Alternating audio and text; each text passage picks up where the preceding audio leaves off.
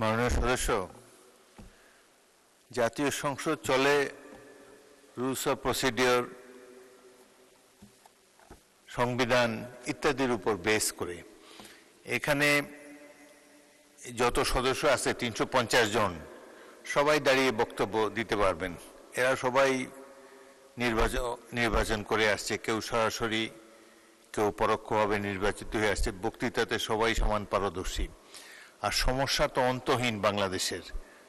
তার মধ্যেই যেহেতু একটা আইন কানুনের মধ্যে সংসদ চলে, সেই জন্য রুলস অফ প্রসিডিওর অনুসারে নির্ধারিত করা আছে। মাননীয় সদস্যগণ দাঁড়াতে পারেন পয়েন্ট অফ অর্ডারে।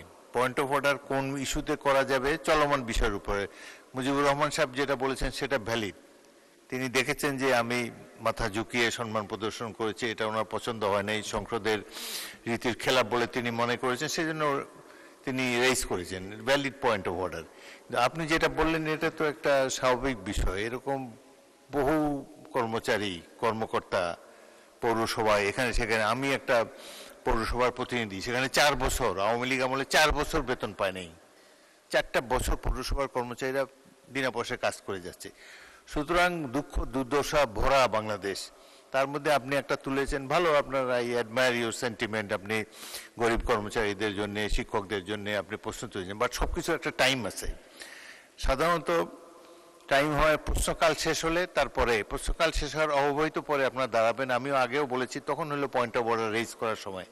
তারপরেও যখন বাজেট অধিবেশন চলে, এই সময় পয়েন্ট অফ অর্ডার সাধারণত দেওয়া হয় না, কারণ দীর্ঘ সময় বক্তব্য রাখতে হয়, এটা গুরুত্বপূর্ণ অধিবেশন। সুতরাং যখন ইচ্ছে দাঁড়ালেন, একটা বক্তব্য দিয়ে দিলেন, এটা সংসদে চলে না। কিছু মনে করবেন না, ভবিষ্যতে সময় অনুসারে বলবেন, প্রশ্নকালের অব্যবহিত পরে, এবং অনেক ভ্যালিড রিজন আছে আপনাদের দাঁড়াবার জন্যে। কিন্তু আর তারপরেও যদি মনে করেন যে প্রধানত সংসদ হলো যে মুখে মুখে চালানো যায় না কোনো কিছু, আপনাকে নোটিশ দিতে হবে। এই কথাটাই আপনি যদি নোটিশ দিতেন, আমি শিক্ষামন্ত্রীর, আমরা হয়তো এটা 71 বিধিতে বা অন্যান্য আলোচনার ক্ষেত্রে নিতে পারতাম। সুতরাং ভবিষ্যতে আপনি সংসদের কার্যপ্রণালী বিধি অনুসরণ করে দাঁড়াবেন, এটাই আপনার কাছে সবিনয় নিবেদন। মাননীয় সদস্যবৃন্দ,